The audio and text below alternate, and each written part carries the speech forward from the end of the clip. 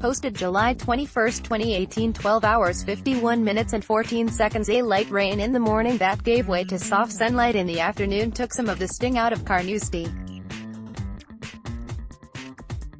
Just not all of it. Kevin Kisner found that out with one swing that erased his two-shot lead on Friday in the British Open and left him tied with housemate Zach Johnson. He hit an 8-iron that only needed to go 137 meters to clear the berry burn in front of the 18th green. Instead, it floated out of the yellow grass to the right, bounced off the base of the rock wall that frames the winding stream and led to a double bogey.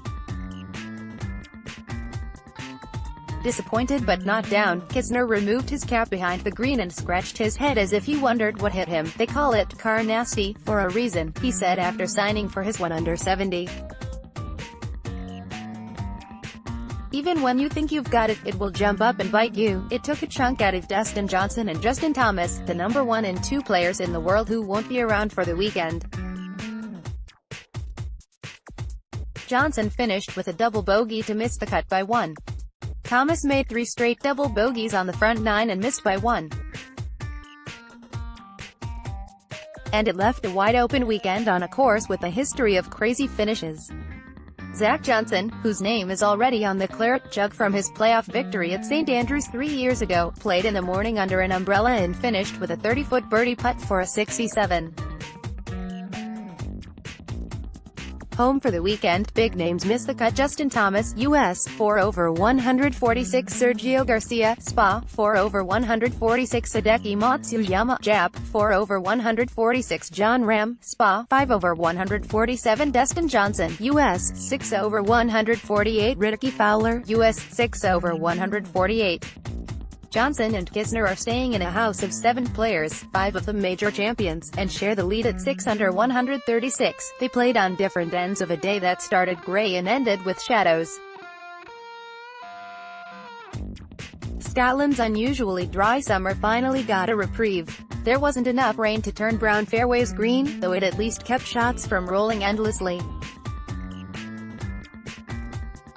They head into a weekend with endless possibilities. One shot behind were Tommy Fleetwood, 65, Pat Perez, 68, and Xander Schauffele, 66. Perez was tied for the lead until he hit into a bunker on the 18th hole and took bogey.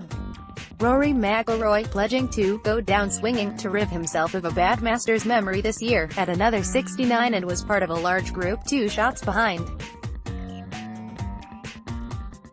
Jordan Spieth is also in the mix in his bid to take the claret jug back home to Texas. Spieth hit an 8-iron through a gap in the trees for a birdie start to the back 9, and he dropped only 1 shot, not 4 like he did on day 1, over the 4 closing holes at Carnoustie for a 67.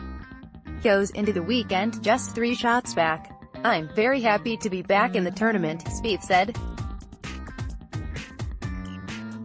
Scott Day still an open hunt. Australia's weather-weary golfer stars are close enough if good enough to bring back the claret jug after surviving 2 soul-searching rounds to remain in British Open contention.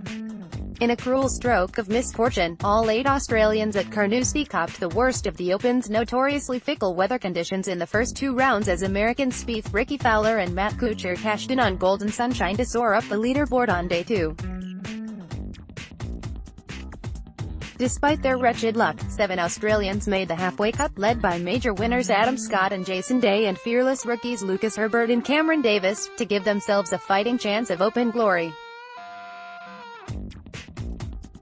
Aussies at the Open: Adam Scott 1 under 141, Jason Day, level par 142, Lucas Herbert, level par 142, Cameron Davis 1 over 143, Mark Leishman 2 over 144, Cameron Smith 2 over 144, Brad Rumford 2 over 144, Matt Jones 9 over 151. Scott is Australia's only player in red numbers after grinding out a 1 under par 70 to be 1 under for the championship and 5 shots behind second-round joint leaders Kisner and Johnson. "Hopefully I've got my best stuff on the weekend," the 2012 Open runner-up and 2013 Masters champion said. "I'm going to have a really good round, that 5 under round, ideally tomorrow, to get myself somehow into this tournament. I've played a lot of good rounds of golf in majors over the weekend, particularly at Augusta but at the Open as well, and I'm very clear with what I need to do. My game is good enough to do it."